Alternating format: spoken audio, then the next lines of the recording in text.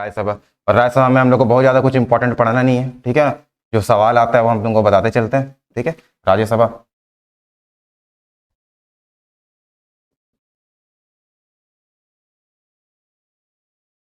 Yes, जो राज्यसभा है ये हमारा कैसा सदन है? ऊपरी सदन है ना भाई? अपर हाउस बोला जाता है ना, ठीक है, upper house, yes, very good, ठीक है। हेड कौन रहेंगे इसको? उधर तो स्पीकर हेड कर रहे थे, इधर हेड कौन करेंगे? वाइस प्रेसिडेंट हेड करेंगे, प्रेसिडेंट हेड करेंगे। Who will head? Who will head? कोई है? चलिए भैया बताइए, जो भी है ऑनलाइन जो भी है बताइए, तो इसको हेड कौन करेंगे? राज्यसभा को हेड कौन करेंगे? Option number A president, option number B vice president, option number C दोनों में से कोई भी, maybe A maybe B, ठीक। और ऑप्शन नंबर डी स्पीकर, जो लोकसभा के स्पीकर है वो यहां भी जो है आपका काम कर लेते हैं हेड का। क्या लगता है, वाइस प्रेसिडेंट करेंगे क्या? पक्का? गुड, ठीक है। तो इसका राइट आंसर क्या हो गया? इसको जो हेड करेंगे वो कौन करेंगे? वाइस प्रेसिडेंट, ठीक। चलिए बहुत अच्छी बात है, पता है आप लोग को ये सब कुछ समझदार। एक और सवाल सुन लो जाते जाते, ठीक। लोकसभा का जनरल जो आपका कार्यकाल होता है कितने समय के लिए होता है? सरकार नहीं गिरी तो कितने साल के लिए होगा? 5 साल के लिए। राज्यसभा कितने साल के लिए होता है? नो फिक्स, जिंदगी में चलता रहेगा। वो तो चलता हमेशा रहता है, लेकिन जो मेंबर्स वहां पर गए उनका टेन्योर कितना होगा? बिल्कुल बिल्कुल बिल्कुल सही बोल रहे हो, बिल्कुल 2 साल होता है। अगर मान लो हम बोले, समझने की कोशिश करो, सबको सुनो, अगर हम बोले कि लोकसभा का टेन्योर 5 साल का होता है, तो लोकसभा का टेन्योर लोकसभा की बिल्डिंग से थोड़ी ना है, लोकसभा का टेन्योर वहां बैठने वाले लोगों से है। बोलने का मतलब कोई अगर एमपी चुना जाता है तो कितने साल के लिए चुना जाता है? 5 साल के लिए। तभी तो हम लोग बोलते हैं 5 साल का टेन्योर है, कंसिडरिंग कि वो सरकार नहीं गिरे, ठीक है। और चूंकि गिरने, कभी सरकार अगर गिर जाती है, अटल बिहारी वाजपेयी जी की सरकार गिर गई, एचडी देवगौड़ा जी की सरकार गिर गई, ठीक है, तो अगर सरकार अगर गिर जाती है ऐसे, तब वो क्या कर जाता है? पूरा कोलैप्स कर जाता है, खत्म हो जाता है। इसलिए हम लोग उसको अस्थायी बोलते हैं। क्या बोलते हैं? अस्थायी, कभी भी गिर जाता, ठीक है। क्या राज्यसभा कभी ऐसा देखे कि राज्यसभा कभी ऐसा हुआ है? नहीं। यहां पर एक आदमी गया, अगर कोई आदमी राज्यसभा गया, अगर मान लो हमको राज्यसभा भेज दिया गया या फिर तुमको राज्यसभा भेज दिया गया, किसी को भी राज्यसभा भेज दिया गया, तो तुमको एक टेन्योर मिलता है। कितना साल का टेन्योर? 6 साल का।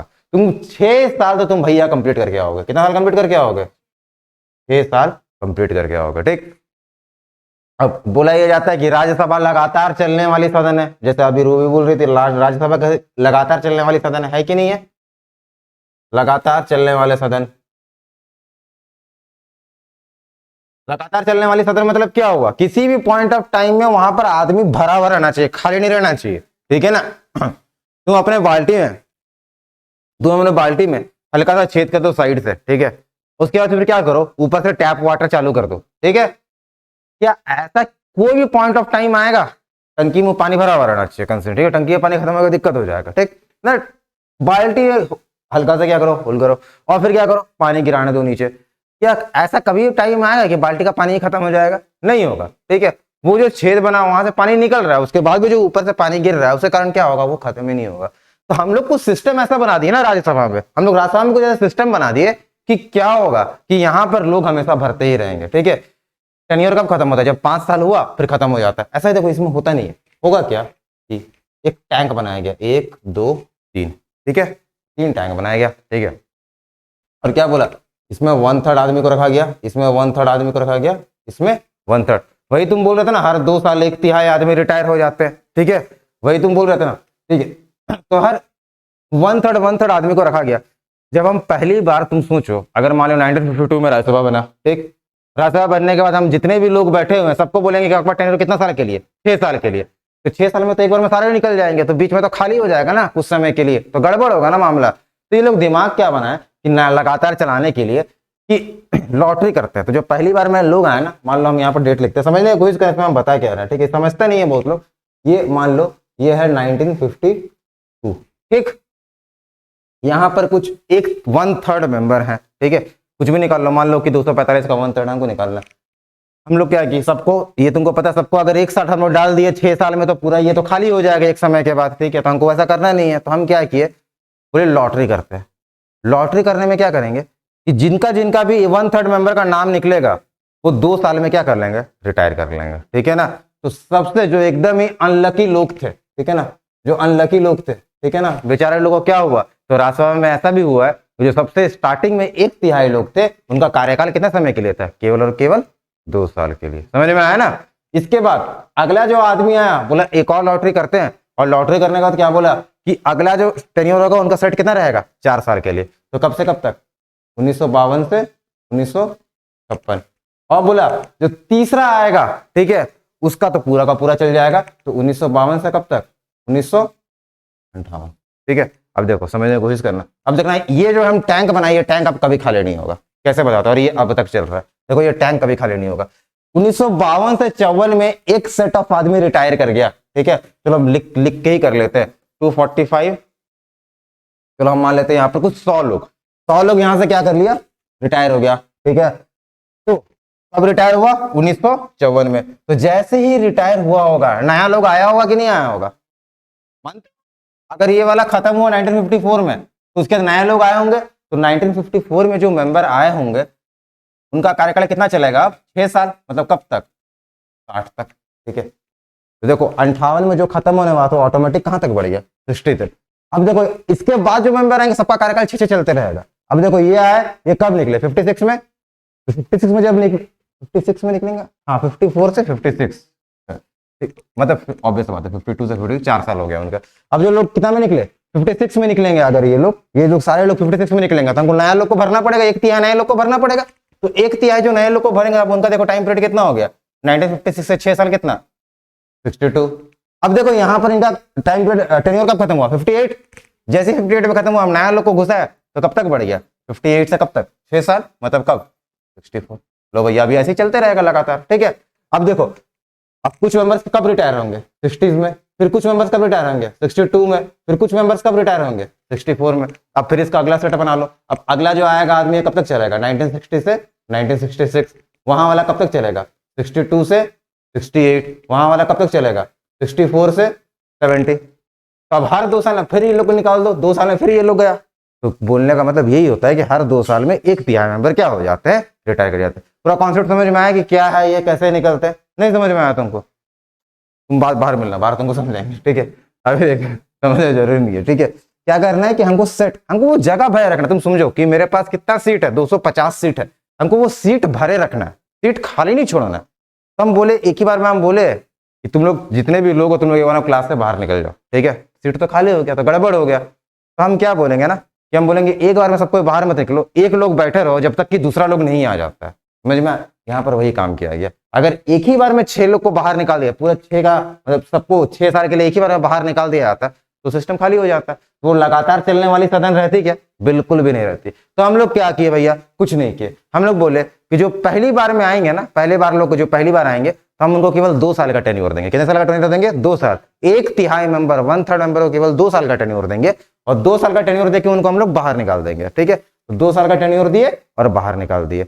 जैसे ही बाहर निकाल 1954 में नए लोग को ऐड कर दिए। अब नए लोग को ऐड कर दिए, तो मान लो पहला जो टर्म था 1950 से 1958, अगर ये खत्म भी हो जाए तो भी कुछ लोग बैठे हुए रहेंगे कि नहीं रहेंगे, क्यों, क्योंकि उनका टेन्योर कब तक है, 60 तक है, ठीक है ना। इसी तरीके से कुछ लोग को हम लॉटरी से देखे और उनको हम केवल 4 साल का टेन्योर दिए। जैसे हम नहीं बोले थे कि बीच में कुछ लोग निकल जाओ और खाली एक लोग बैठे रहेगा, तो वही बोले बीच में कुछ लोग हम निकालते गए और क्या किए, नए लोग को फिर ऐड करते गए, और इस तरीके से सीरीज में जो हम लोग पूरा का पूरा चलाते गए। तो ध्यान से पढ़ना, एक बार समझ में आ जाएगा। हालांकि ये बस समझ आता, एग्जाम में थोड़ा ना कभी पूछेगा, तो बस तुमको समझ में आना चाहिए कि क्यों हम लोग बोलते हैं कि हर 2 साल में 1/3 मेंबर जो है रिटायर हो जाता है, ठीक है। तो राज्यसभा टेन्योर कितना हो गया आपका, 6 ईयर। ये लगातार चलने वाली सदन है। एक बात तुम हमको बता दो कि जो अमेरिका है, ठीक है,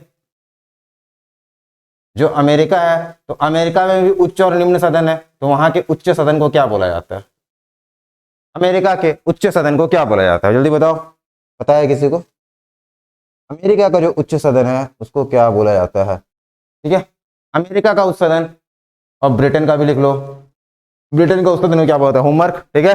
अमेरिका का उच्च सदन और ब्रिटेन के उच्च सदन को क्या बोला जाता है? तो राज्यसभा सबसे पहला क्या हो गया हमारा ऊपरी सदन, लगातार चलने वाली सदन। टेन्योर कितना होता है भैया इसका? 6 साल का होता है। ठीक, चलिए, और इसके जो हेड करेंगे, इसको जो हेड करने वाले रहेंगे, इसको जो हेड करने वाले रहेंगे वो कौन रहेंगे? Vice president. और इनका कार्यकाल कितने समय के लिए होगा? इनका कार्यकाल कितने समय के लिए होगा बताइए? इनका कार्यकाल कितने समय के लिए होगा?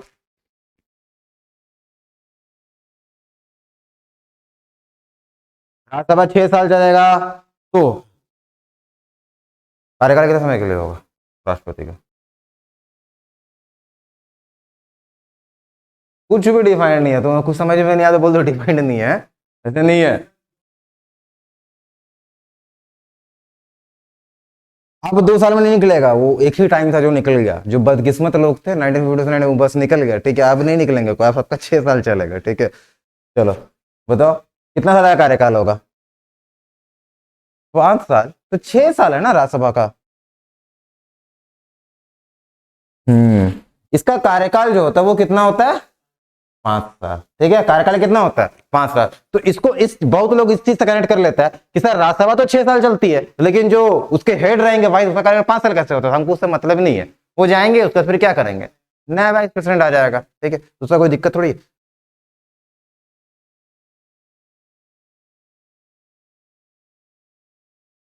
क्लियर है?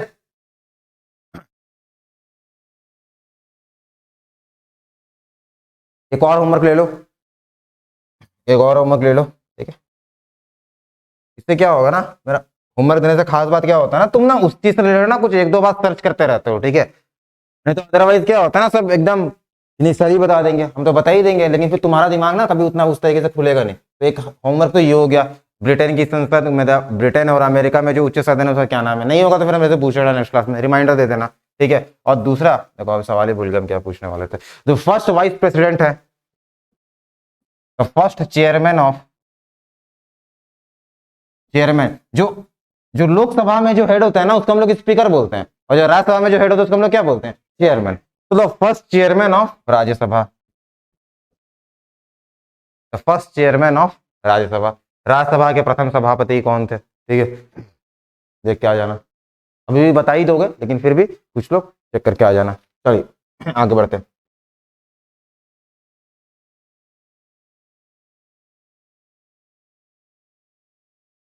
इससे रिलेटेड एक नोट्स है ना कि लोकसभा में कितने सीट्स होते हैं, जैसे राज्यसभा में कैसे भेजते हैं, राज्यसभा के मेंबर कैसे आते हैं? कौन भेजता है राज्यसभा के लिए मेंबर्स को? अगर मेंबर्स यहाँ पर आ रहे हैं तो भेजेगा कौन? स्टेट। कौन भेजता है? स्टेट। स्टेट मेंबर्स को भेजता है। ये मेंबर्स कहाँ पहुंचते हैं? राज्यसभा। तो हर स्टेट का अपना कोटा दिया गया। जो स्टेट पॉपुलेशन में जितना अधिक, एरिया में जितना अधिक, तुम मानते हो कि नहीं, पॉपुलेशन ज्यादा होगा, एरिया ज्यादा होगा, तो रिप्रेजेंटेशन का भी ज्यादा जरूरत पड़ेगा, ठीक है। तो एरिया पॉपुलेशन को मेजर, पॉपुलेशन कौन सा सेंसस के हिसाब से? 2011 का सेंसस क्या? 1971 के सेंसस के हिसाब से पॉपुलेशन। समझ में आया ना? 1971 के हिसाब से जो आपका पॉपुलेशन रहेगा उस हिसाब से हम लोग देखें कि वो कितना बड़ा, उसका एरिया देखे हम लोग कि एरिया क्या है, और उसके हिसाब से हम लोग क्या डिफाइन करते हैं कि उस स्टेट का कोटा कितना है राज्यसभा भेजने के लिए। चेंज होगा 2026 में, चेंज होगा, अभी नहीं चेंज होगा। कब चेंज होगा? 2026 में, ठीक है ना, वो लिखा हुआ है 2026 में जो है वो चेंज होगा, ठीक है। तो अभी क्या है, उसमें भी चेंज जरूरी नहीं है कि होगा कि नहीं होगा, उसमें बोला जाएगा, कंसिडर किया जाएगा, ठीक है। तो अभी क्या करना है हम लोग को, क्या बता रहे थे?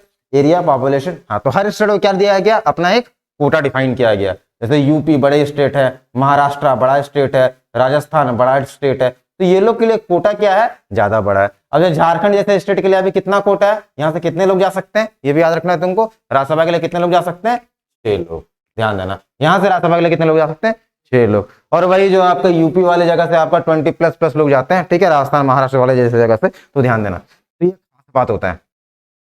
तो स्टेट मेंबर्स, इनफैक्ट हमको लगता है यूपी शायद 30 लोग जाते हैं, ठीक है, 30 नहीं, वो तो लोकसभा सीट है, चलो कोई बात, देख ले। तो ये क्या, स्टेट मेंबर्स राज्यसभा यहाँ से भेजते हैं। और जो है ये जैसे झारखंड जैसे स्टेट से डिपेंड करता है कि वहां पर, यहाँ झारखंड से 6 लोग जा रहे हैं, और पॉपुलेशन और एरिया पर डिपेंड करता है कि क्या होना चाहिए, क्या नहीं होना चाहिए। ठीक है, चलिए तो ये हो गया राज्यसभा।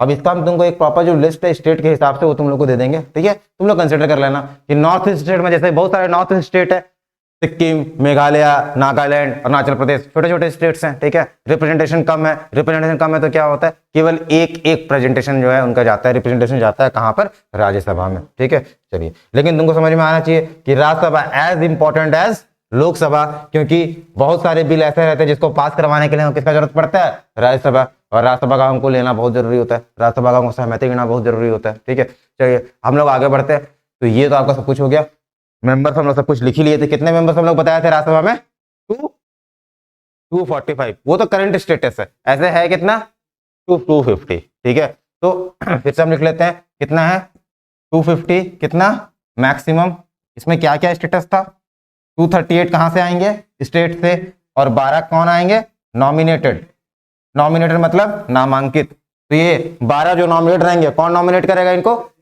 राष्ट्रपति। Yes, very good. अभी करंट स्टेटस क्या है, अभी क्या 250 के 250 लोग बैठे हुए हैं राज्यसभा में, नहीं, अभी कितने लोग बैठे हुए हैं राज्यसभा में, 245 लोग बैठे हुए हैं राज्यसभा में। 245 में से स्टेट वाले कितने लोग हैं, 233। ठीक है, और नॉमिनेटेड कितने लोग हैं, 12। हो गया कि नहीं, हो गया कि नहीं, पूरा का पूरा 245। ठीक है, तो अभी ये स्टेटस है, तो ये हमारा है करंट स्टेटस अभी का। ठीक, और ये हमारा बात का। चलिए अब स्पेशल पावर ऑफ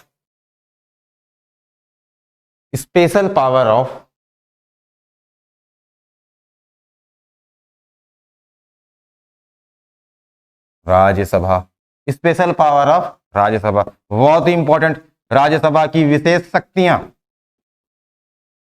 अभी तो तुम देखे कि भैया राज्यसभा के पास तो शक्ति आ ही नहीं रहा था, क्योंकि बहुत सारे बिल को तो मनी बिल बनवा के पास कर दिया जा रहा था। तो what are the important powers, what are the important powers of Rajya Sabha, what are the important powers of Rajya Sabha, दो पावर से याद रखना, what are the important powers of Rajya Sabha, दो पावर याद रखना जो कि आर्टिकल 249 में गिवन है और article 312। Two special power direct सवाल में आता है कि लोक राज्यसभा की विशेष शक्तियों के संदर्भ में कौन सी उसकी विशेष शक्तियां हैं जो अनुच्छेद में लिखित है। तो अनुच्छेद 312 और अनुच्छेद 249 की जो शक्तियां हैं वो राज्यसभा के लिए विशेष शक्तियां हैं। अनुच्छेद 312 और अनुच्छेद 249 के लिए जो शक्ति है, जो दी गई शक्ति है, वो राज्यसभा की स्पेशल पावर्स है। ठीक है, मनी बिल्स के केस में जहां राज्यसभा कमजोर दिखाई पड़ता है, वहीं पर इन दो अनुच्छेद के केस में हमको राज्यसभा के ऊपर कुछ ना कुछ पावर दिखाई देगा, कुछ विशेष शक्ति दिखाई देगा। जैसे देखना, अनुच्छेद 249 क्या बोलता है, अनुच्छेद 249 ये बोलता है, अनुच्छेद 249 ये बोलता है कि अगर राज्यसभा चाहे, अगर राज्यसभा चाहे तो जो राज्य विषय है, जो राज्य विषय है पर कानून बनाने की शक्ति, जो राज्य विषय है पर कानून बनाने की शक्ति केंद्र को दे सकता है। कानून बनाने की शक्ति केंद्र को दे सकता है। ठीक, राज्य विषय पर कानून, अब हमको समझाओगे किसका मतलब क्या है कि राज्य विषय पर कानून बनाने की शक्ति केंद्र को दे सकता है, मतलब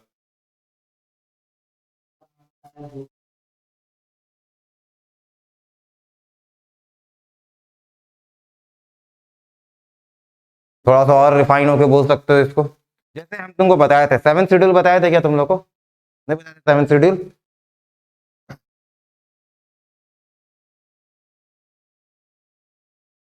कानून बनाएगा कौन, ये एक बहुत ऐसा मुद्दा होता है कि कॉन्फ्लिक्ट ना हो जाए। जैसे कानून बनाएगा कौन, हु विल लेजिस्लेट द कानून, कानून बनाएगा कौन।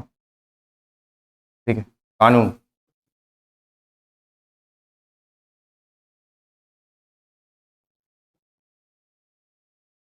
क्यों भाई ये मुद्दा क्यों आया, क्योंकि कानून बनाया कौन, इसका सीधा सीधा एग्जाम्पल क्या, मतलब सीधा सीधा आंसर क्या, विधायिका या फिर क्या, लेजिस्लेटिव, है कि नहीं है, सीधा आंसर तो ये होगा ना। तुमको अगर कुछ आते हुए मुझे बताइए कानून कौन बनाएगा, तुम क्या बोलोगे, लेजिस्लेटिव या फिर क्या बोलोगे, विधायिका। ठीक है, लेकिन भैया विधायिका तो दो तरीके का हो गया ना, एक क्या हो गया, एक क्या हो गया सेंटर, और एक क्या हो गया स्टेट। सेंटर में क्या हो गया, लोकसभा और राज्यसभा, और यहाँ पर क्या हो गया, राज्य विधानसभा, या फिर उसी को हम लोग क्या बोलते हैं, लेजिस्लेटिव असेंबली, और किसी किसी स्टेट में क्या, लेजिस्लेटिव काउंसिल, या फिर क्या, विधान परिषद। अब किस मुद्दे पे कानून कौन बनाएगा, अगर मान लो कि हमको नारी शिक्षा के ऊपर कानून बनाना है तो कानून हम किसका मानेंगे, सेंटर का मानेंगे या स्टेट का मानेंगे, ठीक है। क्यों सेंटर का माना होगा, क्यों ऐसा, ऐसा थोड़ी कि वो कुछ भी हमारे साथ कुछ भी कर सकता है। कुछ चीज डिफाइंड किया गया है, उसके ऊपर कानून बनाने का अधिकार सिर्फ उसी को होता है, ठीक है ना। जैसे परमाणु ऊर्जा के ऊपर अगर तुम कानून बनाओगे तो ऑब्वियस बात है स्टेट को दे नहीं सकते हो, स्टेट वाला तो ऐसे ही सुनाते रहता है सेंटर को, ठीक है। अब परमाणु ऊर्जा बना दिया तुम ममता बनर्जी के हाथ में दे दिया तो सोचो क्या होगा, ठीक है। तो बहुत हालत खराब हो सकता है ना। तो बोलने का मतलब ये हो गया कि कुछ कुछ सेक्शन ऐसा रहता है जिसमें पूरा अधिकार कानून बनाने का अधिकार किसको होता है, आपका केंद्र सरकार को। जैसे परमाणु ऊर्जा के ऊपर कानून बनाने का अधिकार किसको होगा, आपका केंद्र सरकार को। इसी तरह रेलवे के ऊपर कानून बनाने का अधिकार किसका होगा, आपको केंद्र सरकार को, ठीक है। कुछ कुछ सब्जेक्ट इस पर आपका राज्य सरकार कानून बना सकता है, जैसे कि लैंड भूमि के ऊपर कानून बनाने का काम किसका होगा, आपका राज्य सरकार का, ठीक है। तो इस तरीके का जो भी लिस्ट है इसको डिफाइंड कहां किया गया है, 7th शेड्यूल में, जो 7वीं अनुसूची है इसमें डिफाइंड किया गया। और इसमें कितना लिस्ट है टोटल, इसमें टोटल कितना लिस्ट है, ये शायद हम लोग को पढ़ाया था, हमको दोबारा पढ़वा रहे हो तुम लोग, ठीक है। एक क्या है आपका संघीय सूची, ठीक है, टोटल लिस्ट। एक क्या है आपका संघीय सूची, दूसरा क्या है आपका राज्य सूची, और तीसरा क्या है आपका समवर्ती सूची, ठीक है। इसको हम लोग क्या बोले, कंकरेंट। लिखवाए थे इसका। ये क्या है आपका स्टेट। तो होमवर्क दिए तुम लोग, होमवर्क नहीं किए हो और फिर बेशरम जैसे बोल भी रहो कि सर लिखवा दीजिए, ठीक है। यूनियन, स्टेट और कंकरेंट, ठीक है। ये लिस्ट डिफाइंड है, कहां डिफाइंड है, ये 7th शेड्यूल में। एग्जाम में सवाल कैसे आएगा कि राज्य सूची समवर्ती सूची के विषय कहां पर डिफाइन किए गए हैं, तो 7वीं अनुसूची में डिफाइंड किए गए हैं, ठीक है। 7th शेड्यूल में डिफाइंड किए गए। तो ये आपका क्या हो गया संघ सूची, ये आपका क्या हो गया राज्य सूची, और इसके बाद फिर क्या हो जाता है आपका समवर्ती सूची। जैसे कि संघ सूची में आपका टोटल सब्जेक्ट है आपका, फिर हम बताने लग गए 99 सब्जेक्ट, ठीक है। इसमें कितने विषय हैं आपके 99 विषय, इसमें कितने विषय हैं आपके 99 विषय, ठीक है।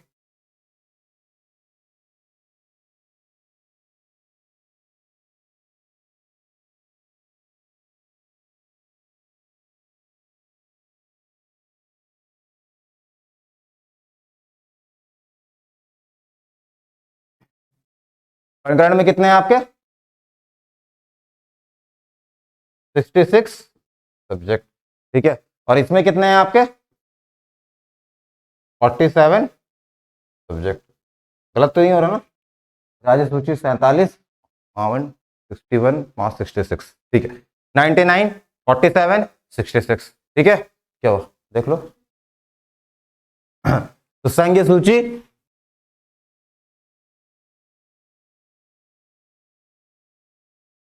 ठीक है, संघीय सूची आपका कितना हो गया यहाँ पर 99, ये कितना हो गया आपका 47, ये कितना हो गया आपका। देखिए अब यही विषय पे कानून बनाएगा, जैसे परमाणु मुद्दे के ऊपर अगर कानून बनाने का काम होगा, परमाणु विषय पे कानून, न्यूक्लियर एनर्जी के ऊपर बात होगा, कौन बनाएगा आपका संघ। उसके बाद इसी तरीके से आपका रेलवे के ऊपर कानून बनाने का काम होगा, कौन बनाएगा आपका लोकसभा वाले लोग बनाएंगे ऊपर में जाके। लेकिन लैंड के ऊपर जैसे तुमको पता हो कि झारखंड में सीएनटी एसपीटी कानून पढ़ना पड़ता है, वो किस चीज से रिलेटेड है, लैंड से रिलेटेड है।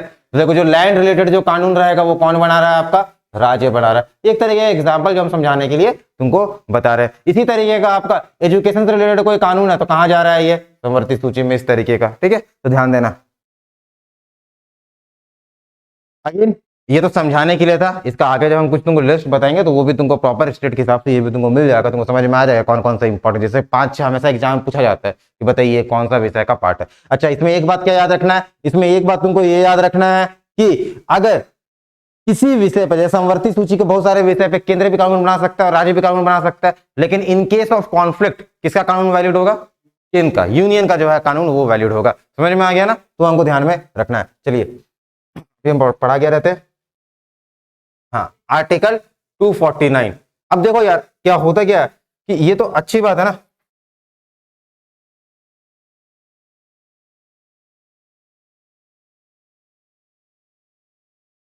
ये तो अच्छी बात है ना कि जो यहाँ के राज्य है उसको भी अपना तरीके से आपका कानून बनाने का शक्ति दिया गया है।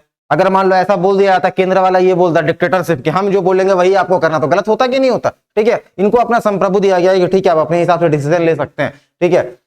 लेकिन ये तो गड़बड़ हो जाएगा ना कि हम लोग लिस्ट डिफाइन करके रखे हुए हैं, हम लोग एक लिस्ट डिफाइन करके रखे हुए हैं और उसके बाद फिर क्या बोलेंगे कि उस लिस्ट से कुछ चीज को बोलेंगे नहीं आप इस पे, जैसे राज्य का कोई विषय है बोलेंगे नहीं आप इस पे कानून नहीं बना सकते। आर्टिकल 249 यही पावर दे देता है, किसको?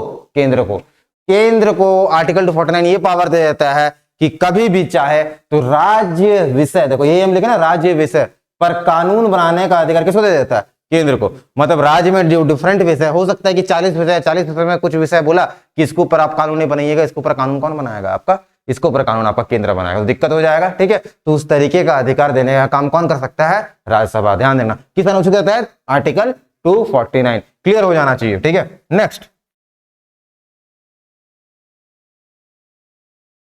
Next article 312। Article 312 is read, ये एग्जाम में ऐसे भी आता है कि ऑल इंडिया सर्विसेज से रिलेटेड आर्टिकल कहां लिखा हुआ है? ऑल इंडिया सर्विसेज से रिलेटेड आर्टिकल कहां लिखा हुआ है? All India services is nothing but अखिल भारतीय सेवा। क्या? अखिल भारतीय सेवा। ठीक, अखिल भारतीय सेवा। ठीक, ऑल इंडिया सर्विसेज। तो ऑल इंडिया सर्विसेज से रिलेटेड पावर किसके पास है? राज्यसभा के पास। ठीक है ना, राज्यसभा।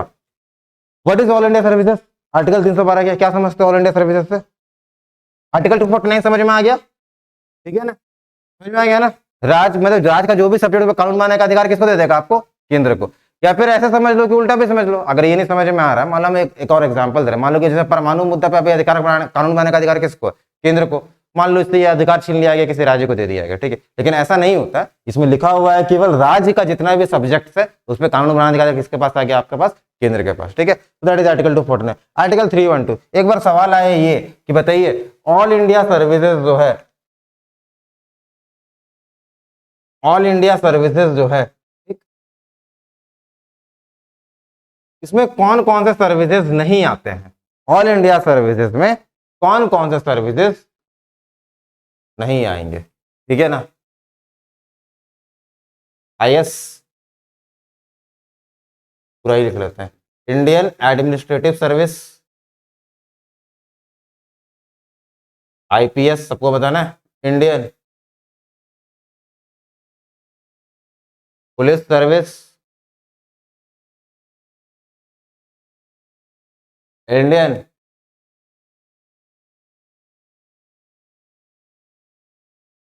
फॉरेन सर्विस, फिर आईएफएस, इंडियन फॉरेस्ट सर्विस। ठीक, बताइए ऑल इंडिया सर्विसेज में कौन सा नहीं आएगा? एडमिनिस्ट्रेटिव, इंडियन एडमिनिस्ट्रेटिव सर्विस नहीं आएगा, इंडियन पुलिस सर्विस नहीं आएगा, इंडियन फॉरेन सर्विस नहीं आएगा, इंडियन फॉरेस्ट सर्विस नहीं आएगा। क्या लगता है? फॉरेस्ट नहीं आएगा, तुमको क्या लगता है? फॉरेन नहीं आएगा, तुमको क्या लगता है? तुमको कुछ भी नहीं लगता है, पूरा सब आ जाएगा। चलो, इसका राइट आंसर है, बहुत लोग कंफ्यूज होते हैं, Indian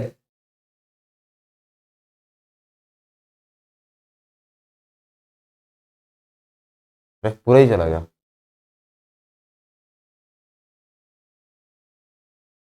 IFS, Indian forest service. ठीक है,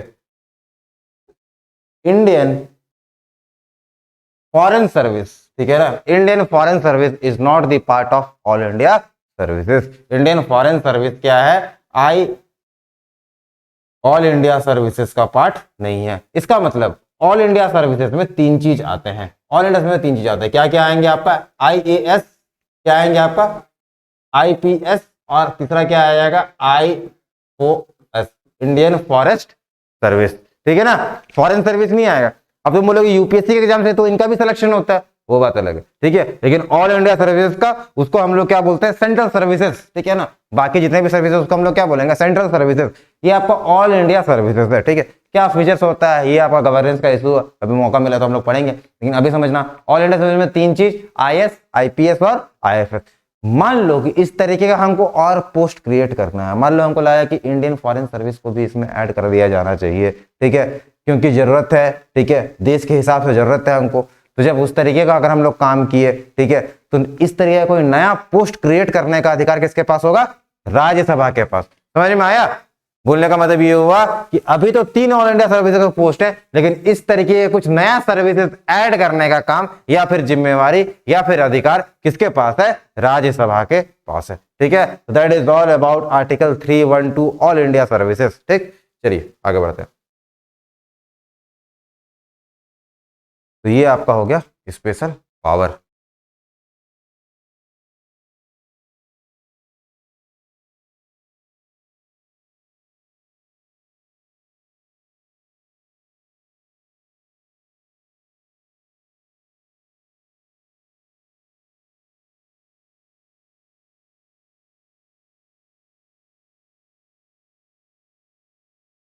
ठीक है, तो ये पूरा का पूरा सेक्शन जो है हम लोग एक रैप अप कर लिए। जितना भी हमारा लेजिस्लेटिव वाला पोर्शन था, जो हमारा सेंट्रल लेजिस्लेटिव था या यूनियन लेजिस्लेटिव जिसको बोलेंगे, तो हम लोग उसको क्या कर लिए? रैप अप कर लिए। जितना भी सारा हमारा इंपॉर्टेंट था, लोकसभा राज्यसभा से लेकर जो भी था, ठीक है, वो खत्म हो गया। तो अब एक चीज बचा हम लोग का, स्टेट का। पढ़ा ऐसे जाता है कि तुम अगर यूनियन लेजिस्लेटिव पढ़ लो, मतलब अगर तुम केंद्र का विधायिका पढ़ लो, तो फिर तुमको क्या पढ़ना चाहिए? स्टेट लेजिस्लेटिव, क्योंकि तुम्हारे दिमाग में तुरंत वो चीज जो है अब जाता है, बढ़िया हो जाता है। लेकिन अभी हम लोग क्या करेंगे? यूनियन लेजिस्लेटिव के साथ स्टेट लेजिस्लेटिव नहीं पढ़ेंगे, हम लोग एक नया टॉपिक पढ़ेंगे। ठीक है, और हम लोग वो एग्जीक्यूटिव से रिलेटेड टॉपिक होगा, और हम लोग एक साथ दो चीज खत्म करेंगे, president governor. President and governor, राष्ट्रपति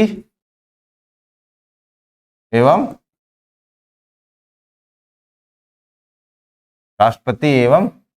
राज्यपाल। ठीक है, ये किसका पार्ट हो गया? आपके एग्जीक्यूटिव के पार्ट हो गए। मतलब किसके पार्ट हो गए? कार्यपालिका के भाग है ये। ठीक है,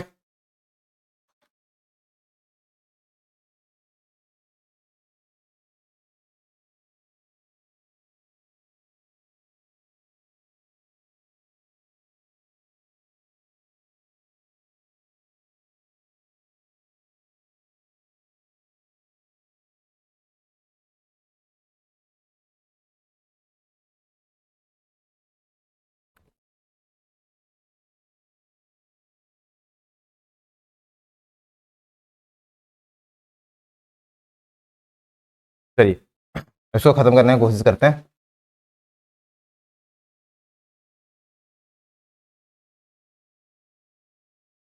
अब इसमें सबसे पहले जो हमको पढ़ना है, वो हमको पढ़ना है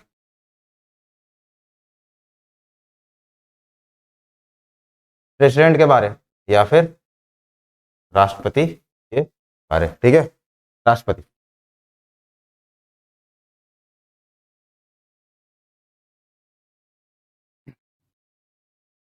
अब राष्ट्रपति के बाद तुम क्या क्या जानते हो ये बताओ? चाहिए क्या तुम लोग को? थक गए? थक गए तो छोड़ देते फिर, ऐसा क्यों ना। ठीक है, चलो जल्दी बताओ, प्रेसिडेंट के बारे में क्या क्या जानते हो? जो भी जानते हो बताओ, फिर हम उसको सुधारते जाते हैं। बताइए, प्रेसिडेंट के बारे में आप लोग क्या क्या जानते हैं? फर्स्ट सिटीजन ऑफ इंडिया, अरे वाह। और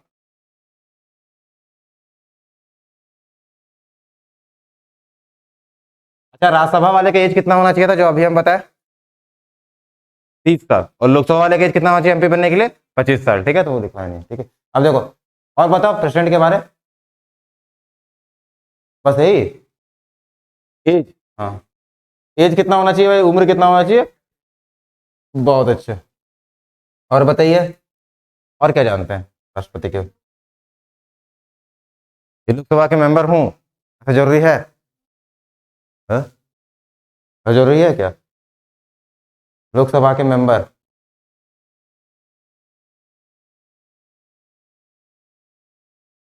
लोकसभा का होना चाहिए ना? बहुत अच्छे। और बताओ, और क्या होता है? और क्या लगता है? और कुछ भी सोचो, राष्ट्रपति भाई प्रथम नागरिक हैं। नहीं जी, तुम्हारे घर के प्रथम कोई नागरिक होंगे ना, तो तुम उनके बारे में हम पूछेंगे, तुम 4 ही पॉइंट बताओ। बताओ यार, राष्ट्रद्रोह केस लग जाएगा तुम्हारे ऊपर। जल्दी बताओ।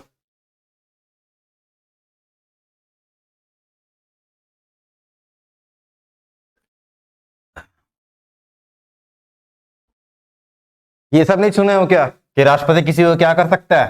क्षमा कर सकता है, तो उसके पास क्या होता है, कुछ क्षमादान शक्ति होती है, मतलब क्या होता है, पार्डनिंग पावर होता है कि नहीं होता। ठीक है भाई।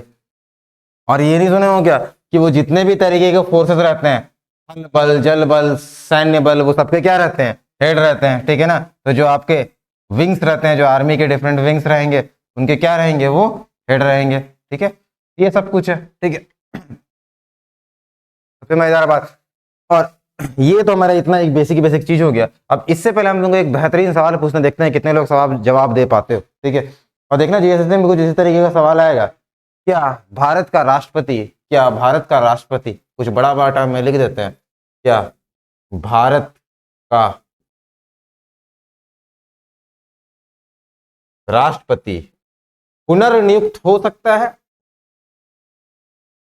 क्या भारत का राष्ट्रपति पुनर्नियुक्त हो सकता है। Can the president of India be appointed. Option number A yes, option number B no, option number C may be. ठीक है, ऑप्शन नंबर डी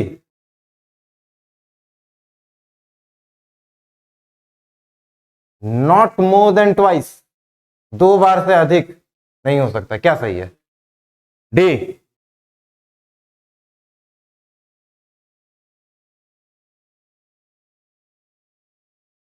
कहां पड़ा डी।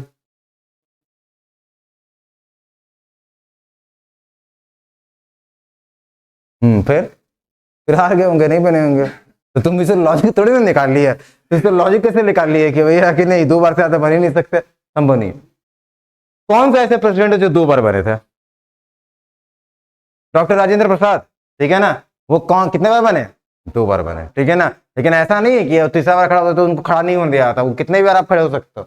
तो ऐसा पुनर्नियुक्ति की संभावना नहीं है। हालांकि माना यही है, उसने भी जवाहरलाल नेहरू प्रधानमंत्री थे, वो बोले कि ठीक है, अगर हमको एक इंटीग्रेटेड टाइप का बना के रखना है, एक अच्छा सिस्टम बना के रखना है, तो कोशिश ये किया जाना चाहिए कि एक आदमी को 2 बार से ज्यादा जो है रख, लेकिन कोई संवैधानिक प्रावधान नहीं है। तो हम जब भी बात करेंगे उसका नियुक्ति, पुनर्नियुक्ति, तो हम कॉन्स्टिट्यूशन देखेंगे, कॉन्स्टिट्यूशन में कहीं भी ऐसा नहीं लिखा हुआ है कि भैया इसको जो है 1 बार या 2 बार, आप उसका कितना ही बार क्या कर सकते हैं, पुनर्नियुक्ति कर सकते हैं। ठीक है, तो क्या भारत का राष्ट्रपति की पुनर्नियुक्ति हो सकता है, यस बिल्कुल।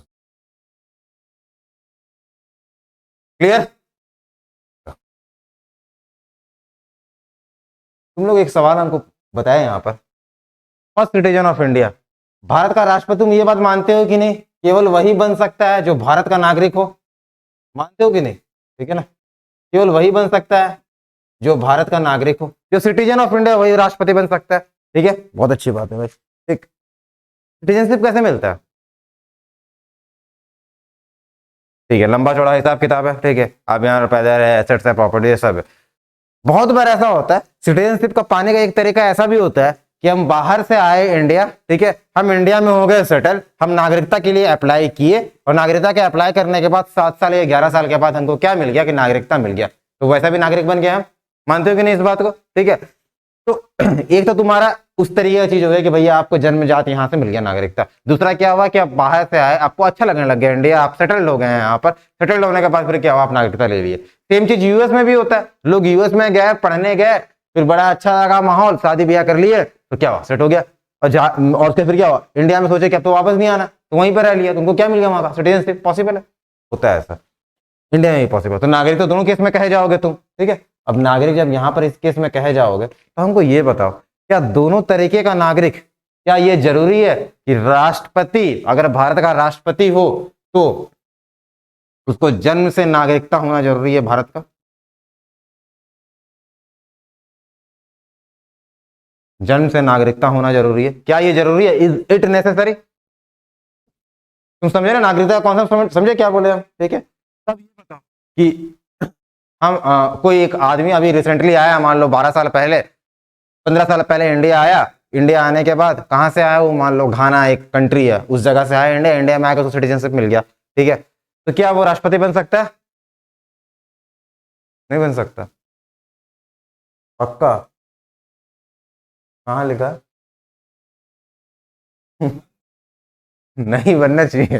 अच्छा, क्यों नहीं बनना चाहिए, इसको पता नहीं है ज्यादा है इंडिया के बारे। ठीक है, ऐसा ऐसा कुछ भी प्रोविजंस नहीं है, ठीक है, ऐसा कुछ भी प्रोविजंस नहीं है, तो ध्यान देना, ठीक है। क्या हम बोले कि क्या ऐसा आदमी जो डिराइव्ड मतलब एक तरीके से लिया हुआ आपको नागरिकता प्राप्त है, क्या वो नागरिक राष्ट्रपति बन सकता है? यस, क्योंकि भारत का नागरिक में केवल ये लिखा हुआ है कि वो भारत का नागरिक रहना चाहिए। ये जरूरी नहीं है कि उसको नागरिकता जन्म से प्राप्त हुआ है या फिर कोई एफिडेविट फाइल करके प्राप्त हुआ, हमको मतलब नहीं है। क्या रहना चाहिए? बस नागरिकता रहना चाहिए। समझ में आया? और अगर अमेरिका में देखोगे या यूएस में देखोगे तो वहां पर प्रेसिडेंट वही बन सकता है जिसको जन्म आधारित नागरिकता हो। जिसको क्या नागरिकता हो? जन्म आधारित नागरिकता। अब हम वहां पर गए, ब्रेन ड्रेन ऐसा ही बहुत ज्यादा होता है, हम वहां गए कुछ बिजनेस करने, कुछ अपना व्यापार करने, हम वहां पर जाकर सेट हो गए और बोले अब हम राष्ट्रपति का चुनाव लड़ेंगे, तो क्या होगा? वहां जन्म आधारित नागरिकता आपको मिलेगा, ठीक है ना। ऐसा नागरिकता आपको नहीं मिलेगा, तो ही जाके आप प्रेसिडेंट का जो है वहां पर एक्सरसाइज कर सकते हैं। आपको ऐसा नागरिकता कि नहीं आप बाहर से आए, डिराइव्ड कर लिए, ठीक है, और डिराइव्ड वाले जो लोग हैं उनको वहां पर प्रेसिडेंट का इलेक्शन लड़ने से मतलब लड़के मतलब वहां बन नहीं सकते हैं बेसिकली। और इंडिया में हम लोग क्या देखते हैं कि कोई भी किसी भी तरीके का नागरिकता हो तो आप यहाँ पर क्या हो सकता है? आप बन सकते हैं, प्रेसिडेंट बन सकते। कौन? तो अब एक्ट बोल लो या फिर इसका एक सॉफ्ट नेचर बोल रहा हूं हमारे कॉन्स्टिट्यूशन का।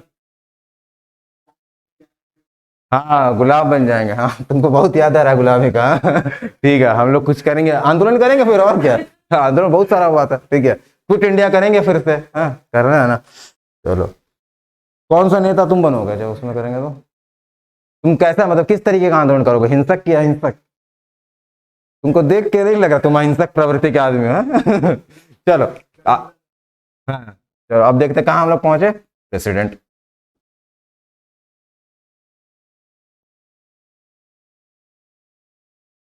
राष्ट्रपति।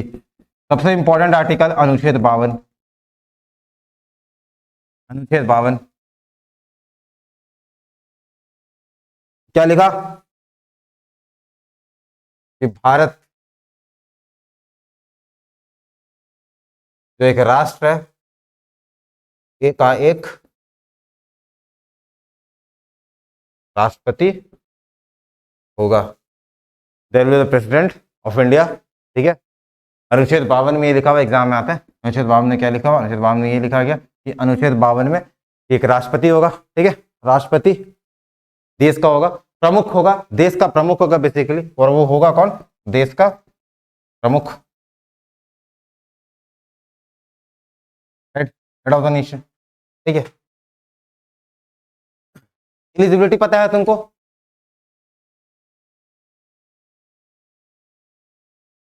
एलिजिबिलिटी मतलब क्या होता है, हिंदी में क्या बोलते हैं इसको? अहर्ताएं। किसको बनना चाहिए, किसको नहीं बनना चाहिए? तो किसको बनना चाहिए? उम्र कितना होना चाहिए? 35 वर्ष। और क्या होना चाहिए उसको? भारत का नागरिक, बस, इससे ज्यादा कुछ नहीं, ठीक है। लाभ का पद, वाप का पद बाद में, ठीक है ना। लाभ का पद जो है ना वो सब, तो सब ऐसे उसको हम लोग बाद में ऐड कर सकते हैं। दो चीज तुमको बेसिक याद रखना, कैसा होना चाहिए? भारत का नागरिक, उसके फिर क्या होना चाहिए? 35 वर्ष। और तुम ये सब भी ऐड कर सकते हो बाद में कि वो भारत का नागरिक नहीं होना चाहिए, दिवालिया नहीं होना चाहिए, सब कुछ, ठीक है। लेकिन दो अगर एग्जाम में आएगा तो यही सिंपल आएगा, क्या होना चाहिए, सबसे बेसिक फंडामेंटल, ठीक है। तो संविधान में भारत का नागरिक होकर कितना साल होना चाहिए? 35 वर्ष जो है उसको होना चाहिए। ये सब कुछ नहीं कि उसको लोकसभा का मेंबर होना चाहिए, राज्यसभा का मेंबर होना चाहिए। बिल्कुल मानो, खड़ा हो जाओ, देख कितना। हाँ, अहर्ताएं होनी चाहिए तुम्हारे अंदर, ठीक है। तुम्हारे अंदर इतनी अहर्ताएं होनी चाहिए कि तुम लोकसभा या ऑब्वियस सा बात है, तुम्हारा 35 साल हो गया, तुम लोकसभा राज्यसभा तो पहुंच ही सकते हो, तुम्हारे पास वो अहर्ताएं होनी चाहिए, ठीक है। किसी को बन सकता है ना। एपीजे अब्दुल कलाम कोई पार्टी से संबंधित थे क्या? किसी पार्टी से थे क्या? नहीं थे। वो ऐसा कुछ था क्या कि नहीं वो लोकसभा में इतने सारे एमएलए सॉरी एमपीज रहे हैं तब जाके हम उनको बनाए? ऐसा कुछ भी नहीं है, ठीक है। अभी थोड़ा ये इसमें कुछ पॉलिटिकल सिस्टम या पॉलिटिकल फैक्टर्स आ गया है, हालांकि ऐसा कुछ भी ऐसा नहीं है कि आपको यहाँ का चुनाव जीता हुआ रहना चाहिए, एमपी रहना चाहिए या एमएलए रहना चाहिए, ठीक है। आप भी जाइए, खड़े हो जाइए, आधार है, वोट है, कहाँ से वोट है आपके पास, ठीक है। वो आधार बना के रखिए, वोट जीतना पड़ता है, बहुत इंपॉर्टेंट है। तो चलिए, अहर्ताएं मैंने लिख लिए, प्रेसिडेंट, एलिजिबिलिटी 35 ईयर, ये सब कुछ, ठीक। बढ़ते हैं आगे, ठीक है। जल्दी से इसका कुछ कुछ काम तक पहुंच जाते हैं, फिर क्लास खत्म करेंगे हम लोग, ठीक है। एलिजिबिलिटी भी हो गया, प्रेसिडेंट सब हो गया। अब बढ़ते हैं हम लोग आगे। अब ये बता दो हमको कि इसका चुनाव कौन करता है। अरे वाह, इसका चुनाव कौन करेगा?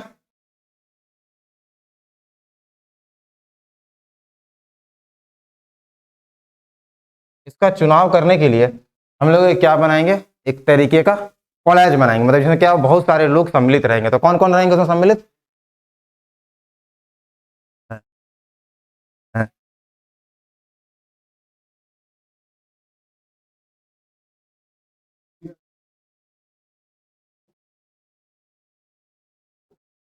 कॉलेज मतलब एक ग्रुप बना, ठीक है ना, और ये लोग इसका चुनाव करेंगे। तो कौन कौन इसमें रहेंगे बताओ, फिर से बताओ, हम बताएं। लोकसभा के मेंबर्स, राज्यसभा के मेंबर्स, और स्टेट लेजिस्लेटिव के मेंबर्स, और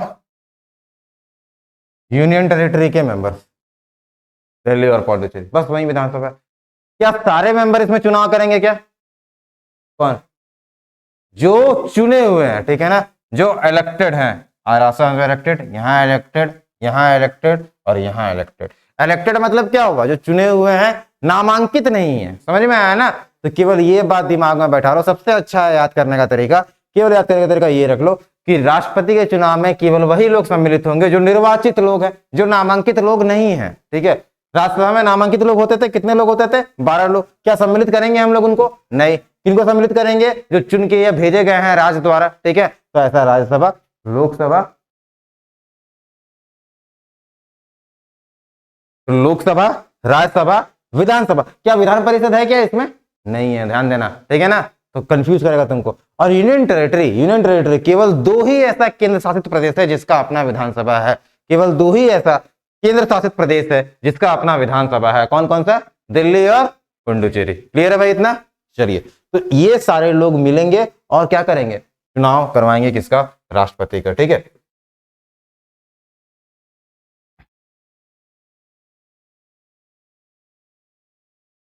अब राष्ट्रपति का चुनाव तुम ही बताओ, हम इससे पहले ही बताया था। डायरेक्ट डायरेक्ट इलेक्शन होगा या इनडायरेक्ट इलेक्शन? अरे तुम वोट दे रहे हो क्या वहां पर? तो फिर इनडायरेक्ट हुआ ना। सीधा बोले ना, तुम अगर नहीं दे रहे हो वोट तो वो क्या हो जाता है? Indirect election. ठीक है ना, तो वो क्या हो गया आपका? Indirect election.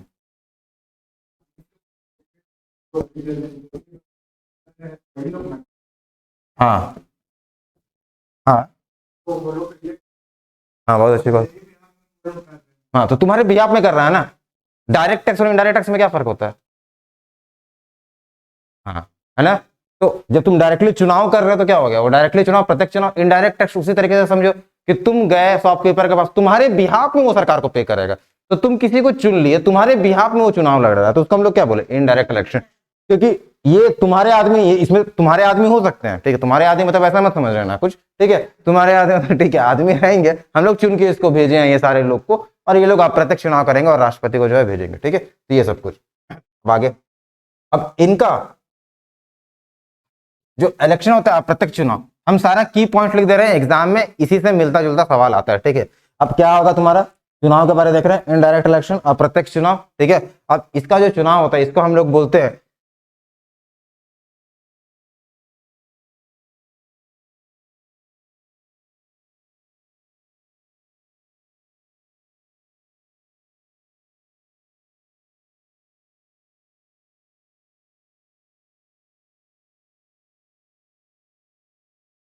आनुपातिक प्रतिनिधित्व प्रणाली। ठीक है ना, आनुपातिक प्रतिनिधित्व, इस इनडायरेक्ट इलेक्शन का नाम है आनुपातिक प्रतिनिधित्व प्रणाली। ठीक है ना, इसको इंग्लिश में लिखेंगे, बताओ इंग्लिश में क्या लिखेंगे इसको? हाँ, proportional representation system by single transferable vote, by single transferable vote, एकल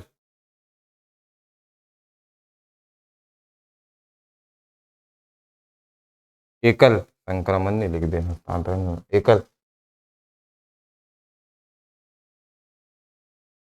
हस्तांतरित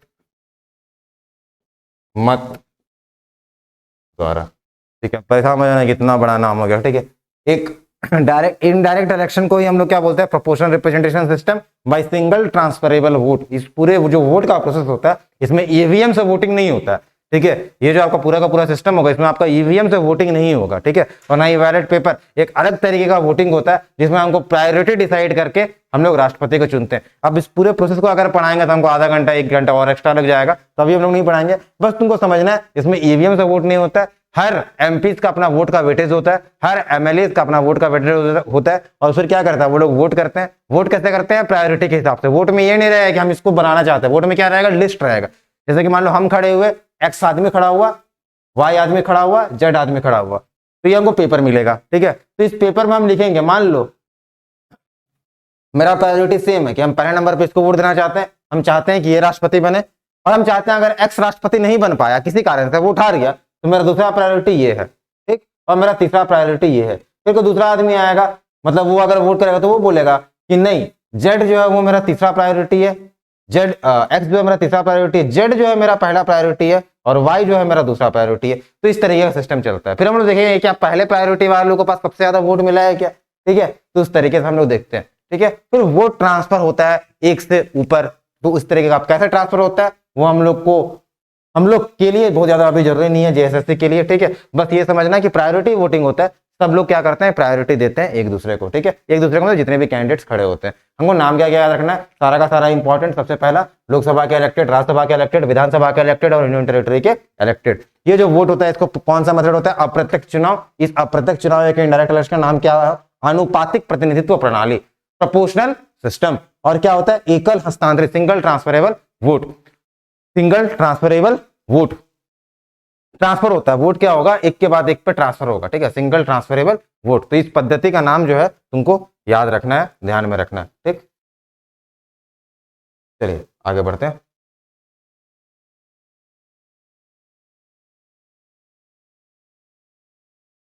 तो ये तो हो गया चुनाव।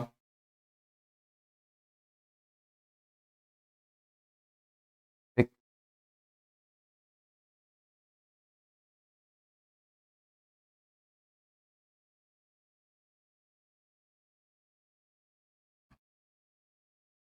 जो यूनियन टेरिटरी का असेंबली है, कहाँ कहाँ पर यूनियन टेरिटरी का असेंबली है, दिल्ली और पांडुचेरी, ठीक, ये ध्यान रखना।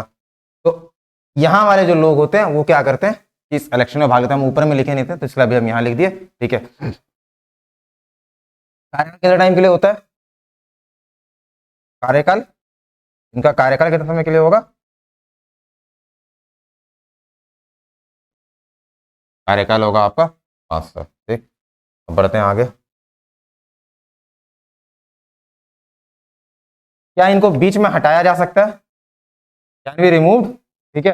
तो रिमूवल प्रोसेस को क्या बोलते हैं हम लोग, इम्पीचमेंट। जो रिमूवल प्रोसेस होगा उसको हम लोग क्या बोलेंगे, इम्पीचमेंट।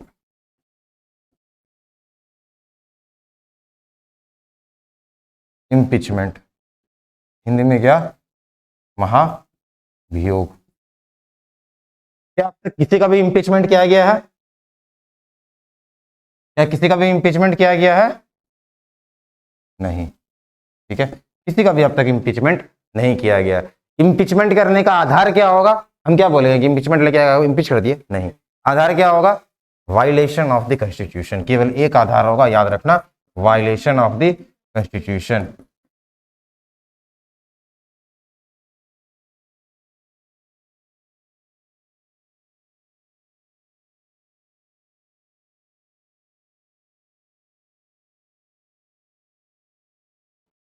संविधान का हनन मामले में, संविधान का हनन मामले में, ठीक।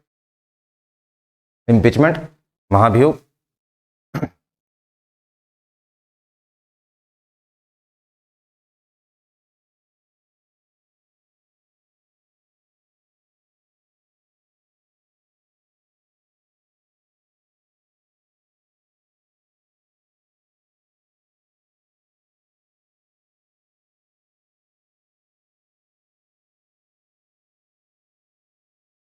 ठीक है, समझ में आ गया इतना। अब ये जो महाभियोग होगा, ये महाभियोग कौन चलाएगा, अच्छा, महाभियोग चढ़ाने से पहले।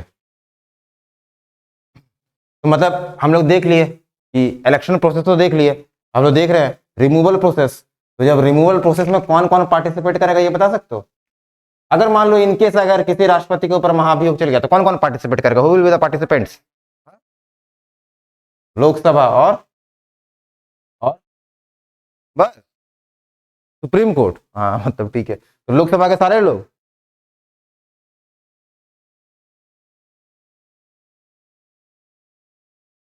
और राज्यसभा के सारे लोग। ध्यान देना, जब इंपीचमेंट होगा, रिमूवल प्रोसेस होगा, तो लोकसभा और राज्यसभा के सारे लोग पार्टिसिपेट करते हैं, सब। ठीक है, इलेक्टेड नॉमिनेटेड सब। ठीक है, लेकिन जब चुनाव होगा तो कौन पार्टिसिपेट करते हैं? केवल और केवल जो है आपके इलेक्टेड लोग। समझ में आ गया? क्लियर है पूरा का पूरा सिस्टम? ठीक है, तो लोकसभा समझ गए हम लोग, राज्यसभा समझ गए। अब अभी हम लोग देख ले कि लोकसभा के सारे मेंबर और राज्यसभा के सारे मेंबर पार्टिसिपेट करेंगे किसमें? इम्पीचमेंट में। ठीक है, और इनका जब महाभियोग होगा और इनके ऊपर किसी भी तरीके का अगर कुछ हमारा आरोप लगा है तो उन आरोपों का जांच कौन होगा? सुप्रीम कोर्ट के जो आपके ये रहेंगे ना, जो सीनियर मोस्ट जज वगैरह रहते हैं, वो लोग क्या करेंगे? आपका एक कमिटीज भी बनाया जाता है और उसमें वो लोग क्या करते हैं? सम्मिलित होते हैं। इसलिए तुम बोल रहे थे कि जो सुप्रीम कोर्ट है वो क्या करता है आपका? इसमें पार्टिसिपेट करता है। अच्छा, एक चीज छूट गया, एक चीज छूट गया।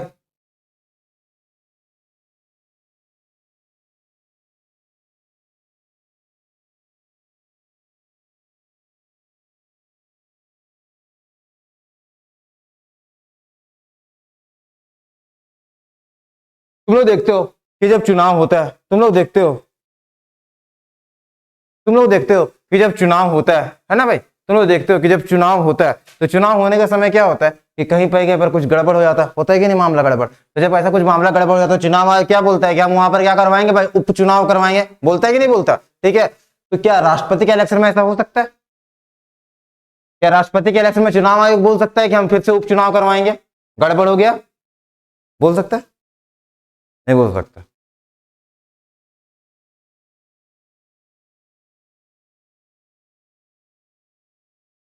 क्या चुनाव आयोग ऐसा बोल सकता है? बिल्कुल भी नहीं। ठीक है, गड़बड़ी कि हाँ भैया उपचुनाव कराओ, ऐसा नहीं। ठीक है ना, अंटिल कि उसके ऊपर पूरा आपका जांच बैठता नहीं है, ऐसा किसी भी तरीके का रूल आपका नहीं लिया जा सकता। समझ में आ गया? चुनाव आयोग का आपको समझ में आ गया, एक चीज छूट गया था। अच्छा, चुनाव आयोग का ये बहुत बड़ा फंक्शन है कि वो कौन कौन सा इलेक्शन आपका, राज्यसभा सॉरी लोकसभा का इलेक्शन जितना भी हो गया, उसके बाद फिर आपका विधानसभा का इलेक्शन जितना भी हो गया, ठीक है, उन सारे इलेक्शन में कुछ भी अगर विसंगतियां पाई जाती है तो उनको हटाने का काम करता है या फिर उनको रोकने का काम करता है। लेकिन इसमें क्या होता है, एक फेयर प्रोसेस के थ्रू इलेक्शन होता है, लेकिन अगर उसके बाद होता है तो आप क्लेम कर सकते हैं। ठीक है, आप सुप्रीम कोर्ट में जाके क्लेम कर सकते हैं कि भैया हमको ऐसा कुछ हुआ, ठीक है, हमको ऐसा कुछ गड़बड़ लगा, ठीक है, लेकिन उसको एकाएक रद्द नहीं किया जा सकता जैसे बाकी जगह पे होता है। ठीक है, तो ये सब कुछ, चलिए आगे बढ़ते हैं। अब सीधा पावर्स पे ही पहुंच जाते हैं, छोटा मोटा चीज बहुत हो गया। दो चार आर्टिकल, आर्टिकल 52, आर्टिकल 54, आर्टिकल 55, वो हम लोग क्या करेंगे, या तो डिक्टेट करके कल लिख लेंगे। ठीक है, जल्दी से। अभी थोड़ा थोड़ा और एक दो पावर देखना हमको प्रेसिडेंट से रिलेटेड। ठीक है, तो हमको वो ध्यान में रखना है। ठीक है, प्रेसिडेंट। ठीक है, अब इसका काम देखते हैं। इसका जितना भी काम होगा उसको हम लोग कुछ कुछ पार्ट में डिवाइड कर देते हैं। ठीक है, कौन कौन सा पार्ट काम हो सकता है? एडमिनिस्ट्रेटिव वर्क,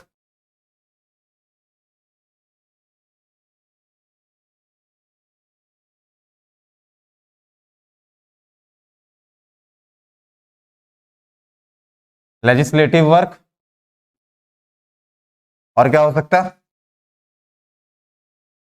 पार्डनिंग पावर हो सकता है कि नहीं हो सकता? इसको हम अलग से लिख दिए, पार्डनिंग पावर। ठीक है भाई, और क्या हो सकता है आपका? फाइनेंशियल पावर, वित्तीय शक्ति। Very good, yes. Military power,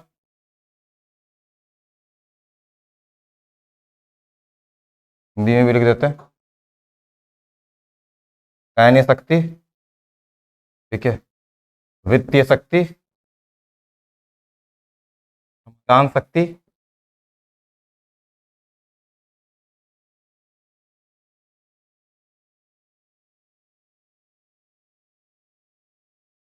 विधायी शक्ति,